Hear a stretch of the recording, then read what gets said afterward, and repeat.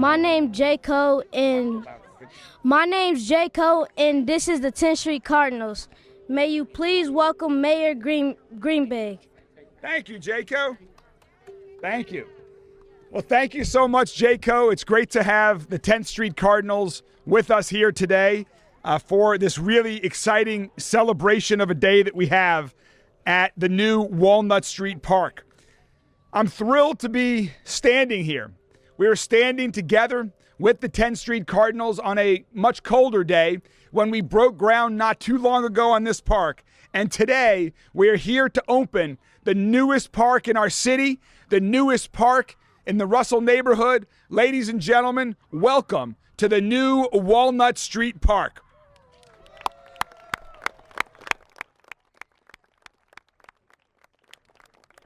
This is a nearly $4 million investment in this community and an investment in West Louisville.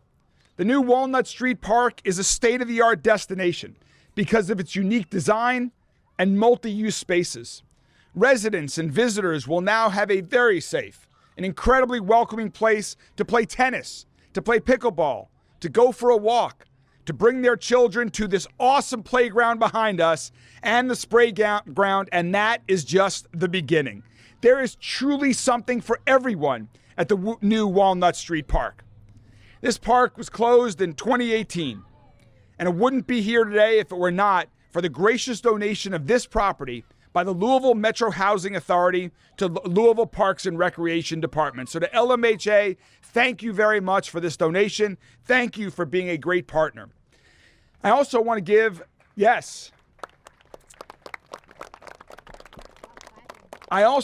a giant thanks to the Cincinnati Bengals and the NFL Grassroots Program, who contributed $250,000 for the turf field right here in front of us that are going to be used by local sports teams like the 10th Street Cardinals that are here with us today. You all like the new field? Yes, sir. It's pretty awesome. So go Cards, and I know Rachel and I cannot wait to come watch you guys play. You're talking to national champions here, friends. These guys won the national championship in their division last year, and with this new field and enhanced practice facilities, we know the future is bright for you all in this league and many leagues to come. There was also some federal funds that were used thanks to funding from the American Rescue Plan that helped make this project a reality. And I want to give a big thanks to Logan Gaddy and all of his colleagues at LISC Louisville, who provided critical development support, along with so many other Russell neighborhoods who used their passion, their knowledge of this area, of this neighborhood, to give input into the design of this amazing park that now generations of Russell families are now going to be able to enjoy. This was a true community effort. You're going to hear from a Russell resident here in a moment about what this park means, and we really appreciate all of the Russell neighbors that contributed their ideas on what should be in the park. They also named this park to helping make this a reality. I'm a huge supporter of our parks, and as mayor since my first day, I've looked for ways to invest city funds to help make this park a reality, to make other park improvements a reality, to make other new parks a reality. During my time as mayor, we've built, renovated, and opened more parks across every corner of Louisville than at any time in our city's history. In the first 6 months of this year alone, we've completed $30 million worth of park projects that went underfunded and had deferred maintenance for far too long. And friends, we are just beginning. So I invite everyone across the city to come enjoy this park. Take good care of this park along with our other parks. This park belongs to the people of Russell. It belongs to the people of Louisville, and we need to preserve it in this wonderful shape that it's in here today. So today marks the beginning of new memories and experiences for all of the great kids that are part of the 10th Street Cardinals. New memories and experiences for everyone who uses this park. And we will continue to use this as an inspiration to make more investments in our park, so that every one of our 120 plus parks across Louisville are of this high quality, so that every neighborhood can enjoy a safer neighborhood and more active parks, a quality neighborhood. And together, we will continue to build a safer, stronger, and healthier Louisville for every Louisvillian in every corner of our city. So now please join me in welcoming someone who knows Russell incredibly well, someone who knows this like the back of her hand and is excited to be with us here today, Miss Missy Wilson. We are so thrilled, Miss Wilson, that you've joined us today, and if you'll please come, share a few words about what this park means. Thank you. Hello, everyone. The question that was asked to me is, why is this park so special and important to me? And my answer to the question is, the Beecher Terrace community deserved a new change. The families have gotten bigger and they needed a new and bigger space. The new housing needed this new park. Beautiful people should have beautiful things, such as these babies right here. They needed somewhere to play ball at. We didn't have a court over there or anything over on 10th Street no more. So thanks to everyone who donated and for these babies to have a home to call for the team. Thank you. Thank you. Thank you so much, Ms. Wilson. And next, I'd like to introduce a great partner on this park and so many other parks whose team is doing a wonderful job enhancing the quality of our parks across the city, that's adding new amenities, that's mowing the lawn, that's keeping the bathrooms open, clean, and safe when we want them to be. Please join me in welcoming the Executive Director of Louisville Parks and Recreation, Michelle King. Thanks, everybody. You know, at Louisville Parks and Recreation, our purpose is really simple but incredibly powerful: to make sure that every neighborhood has access to safe, vibrant, and welcoming public spaces. Places where people can come together and play, to relax, and to really just thrive. So we are really proud to be here today to officially open the new Walnut Street Park, a space that we really hope will become essential in the Russell neighborhood. Because parks like this, they're more than just places to play, they're places to connect. They're spaces that bring neighbors together, they support healthy lifestyles, and they offer a sense of belonging. And they're where childhood memories are made and friendships are formed, and they offer a chance for communities to grow stronger together. It's not every day that we get the chance to take a piece of land and just completely reimagine it from the ground up.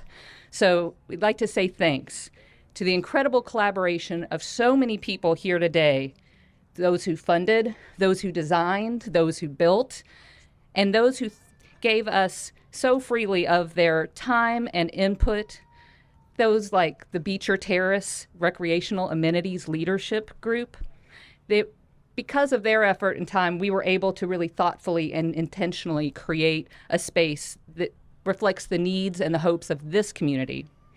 Mayor Greenberg gave a shout out to some amazing partners that made this project happen, and I'd like to add one more: the Ohio Capital Impact Corporation, whose generous donation helped us build this fully accessible playground here, so children of all abilities will be able to join in the fun for the years to come. And so to everyone that played a role in making this park a reality, thank you. Your dedication made this vision come to life. So neighbors and friends, this is your park. Please use it, enjoy it, and help us keep it strong for future generations. And just a few blocks away in that direction, we'll soon be celebrating the grand opening of the Baxter Community Center, another wonderful partnership with the Louisville Metro Housing Authority that we are so grateful for. It's going to be really something special to see when both New Walnut Street Park and the Baxter Community Center are filled with energy and laughter and learning and activity in the years ahead. Together, these represent a meaningful investment in the future of Russell and a reminder of what we can accomplish when we work together. Thank you to all of our partners here today, and thank you to the Russell community.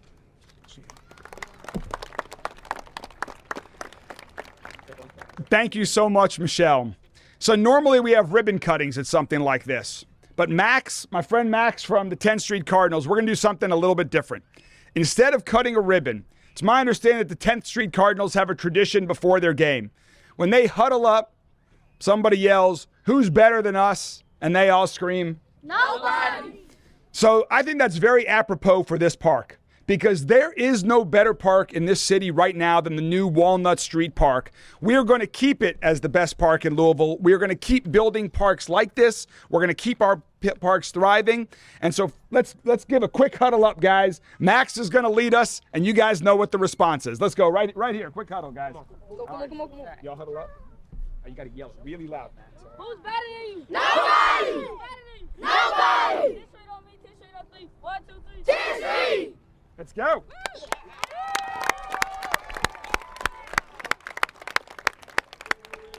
So I really hope the entire community enjoys the new Walnut Street Park, and I wish you all in the 10th Street Cardinals nothing but lots and lots of victory for years to come.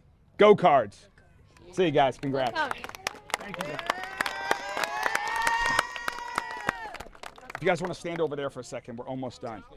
All right, we've got one other topic I'd like to discuss and then to open it up from questions from member of the media. And I also want to give a shout out to the mayor of Russell, Miss Jackie Floyd, who's here with us today to celebrate this great event, whose input and advice on this park and so many other things has shaped where we're headed with Russell. Jackie, thank you for all of your love for this community and our city. Thank you very much.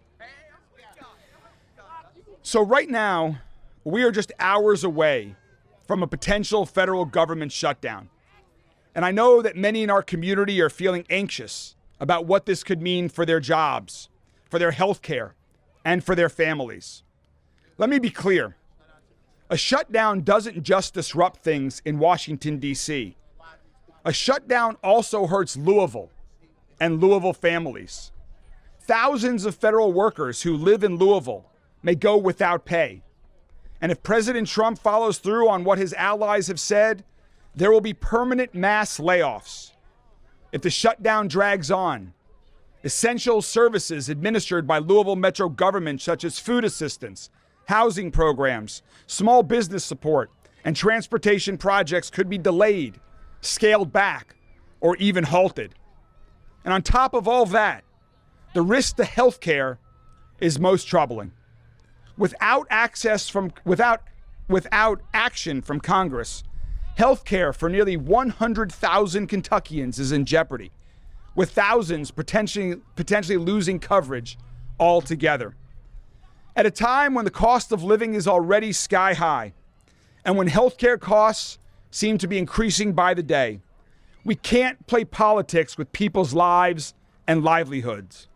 Here in Kentucky, we know that thousands of families rely on essential coverage to afford prescriptions, doctor visits, and preventive care. I hope we all can agree that no one should be forced to choose between paying the rent or staying healthy. This is a manufactured crisis that puts working families, children, and seniors in harm's way. I was not mayor during the previous Trump shutdown, but I can tell you today, throughout Louisville Metro government, my administration is preparing to mitigate the impacts of this potential shutdown. The city of Louisville alone, however, cannot fill the gaps left by the federal government's failure to preserve health care coverage and economic stability during these times. That's why I've reached out to our congressional delegation, urging them to put people over politics. It's time to extend health care tax credits, to fund essential services, and reach a deal that keeps the government open. No matter what happens in Washington, D.C., I will continue to stand with our people here in Louisville. We will navigate this crisis together and do everything in our power to make sure that no Louisvillian is left behind. Thank you all very much, and I'm happy to take any questions from members of the media. Regarding Ed Harness, your office yesterday told us that no decision has been made about reappointing him. The follow-up question is, what's the holdup? So the question was about the Inspector General, Ed Harness, whose term is coming up in November, and what is the status of that? I've been focused on getting the independent monitor in place as part of our community commitment, Louisville's consent decree, getting the Community Safety Commission appointed and up and running, which we've now done. And as you know, last week, we announced the appointment of an independent monitor. We will now turn our attention to the Inspector General, and I look forward to having a meeting in the very near future with the Inspector General, Ed Harness, to talk about the future, and we'll then be prepared to comment on it at that time. The thing about Harness's work that is giving you pause and reappointing him. Yeah, I'll have a lot of conversations with Inspector General Harness about this. And just to clarify for everyone, The Office of Inspector General is a very important position in our community. It is there to respond to civilian complaints that are made against LMPD. It is different from the independent monitor's role that is designed to oversee the systemic reforms and improvement that LMPD and Louisville Metro government are undertaking as part of our community commitment. Yes. What do you say to the Civilian Review and Accountability Board and the NAACP, both who support harness and have been asking you for an affirmative response? I appreciate all of the input I have gotten from those organizations, from the individuals on the Civilian Review and Accountability Board, and others around the community that have made their opinion known. One of my important jobs as mayor is to listen. And I've been listening even while we've been focused on getting the Community Safety Commission up, getting the independent monitor appointed. I appreciate that. And after conversations with Inspector General Harness, I'll be making a decision, and we'll be happy to talk more about that at that time. Sorry. Go ahead. I've been told from somebody locally at the main library in downtown that their last day is October 26th, and some advocates have said that the communications director says that there should be an announcement date soon. There's still some things going on. If you couldn't confirm to me, can you confirm what's happening with that location? So there was a question about the future plans regarding construction of the main library here downtown. At this time, no plans have been finalized. We are currently considering all options to make sure that the renovations, which we all want to get underway, which are really going to be incredibly exciting for the future of the main library, just like the reopening of Parkland Library, the reopening of Portland Library that's almost done, the construction of Fern Creek Library. This is the other large project that we're working on in the library system right now. We want to make sure that it's done in the safest possible way. And so we're considering several options right now. We will be making a final decision very soon. But let me be clear that if we do have to temporarily close the main library for this construction work, we will ensure that there are plenty of services available for all library users. People who use it for respite, people who use the library for computer services, who use it to print out paper, who use it for job searches, and the like. We will make sure that there are many services available for all users of the library if we do have to temporarily shut the main library. And when we do have finalized plans, we'll be sure to announce those as soon as possible to the entire community.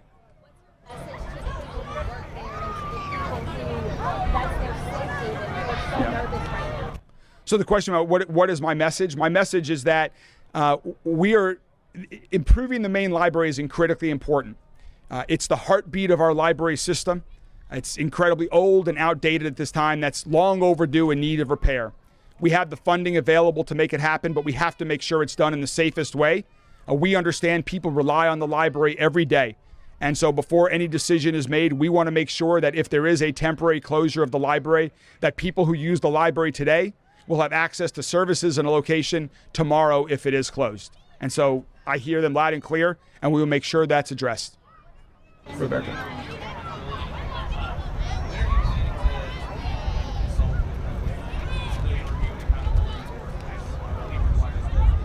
Are you referring back to the Inspector General issue? So the question was about meeting with the Civilian Review and Accountability Board. They have already sent me a letter and made their position very clear about their desire on this matter. And so I believe that that has happened as a result of their communication to me already.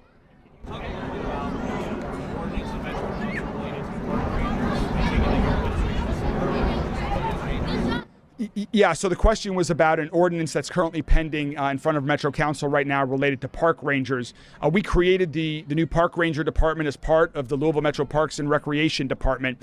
And for some state law reasons, we were having a challenge recruiting folks for the positions due to a quirk in state law regarding retirement and other benefits. And so this is an ordinance to allow us to comply with those state laws so that the individuals who are part of the park ranger program can have access to those same state programs as other law enforcement officers.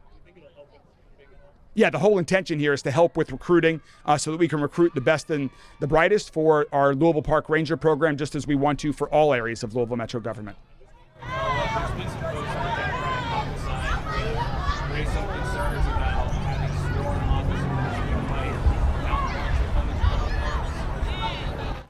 So I think it's very important that parks be an incredibly safe place for everyone, for all these kids that are enjoying it today, for families, weekends, nights. And so we are doing everything we can to increase park safety. That's part why we've created the Park Ranger program. They're also going to have training to help people enjoy the parks more, to help provide information about the parks. We've also taken lots of other actions when it comes to safety in parks. We've added and fixed lights all across our park system. We're adding free Wi-Fi. By the end of this year, every park will have free Wi-Fi across the entire city. We've added cameras.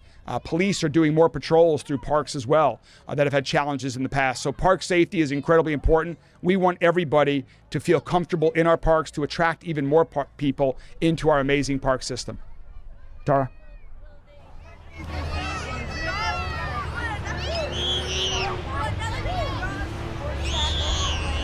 So the question was about what vehicles will park rangers be in. Right now, we have one, their executive director, we have one park ranger. His vehicle is right parked over here to the side. I saw it. It's a well-designed, that's clearly a park ranger car, very different from an LMPD car. And we hope to grow that they'll have all of those modes of transportation. The park rangers will be walking in parks. They'll be biking in some of the larger parks.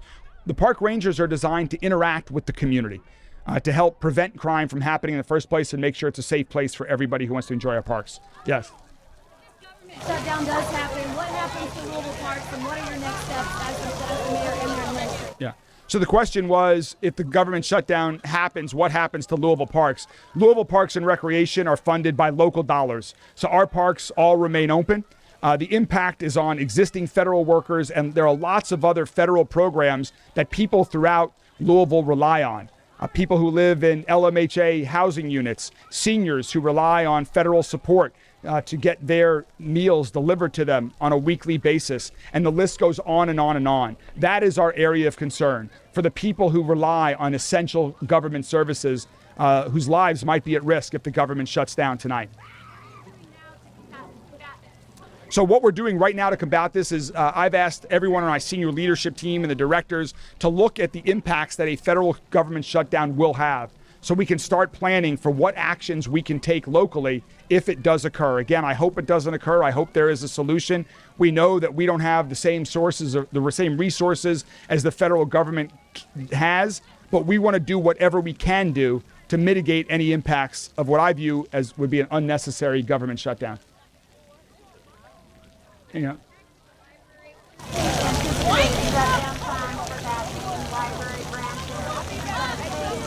Yeah, the question was again about the library. If we make a final decision that the library does need to be temporarily closed, we'll provide all of that information on how long it is for, what other options are opening up, and all of that information at the time. We're still working on finalizing a decision to ensure we can do it in the safest possible way. Any other questions? All right. Enjoy the park. Have a wonderful day.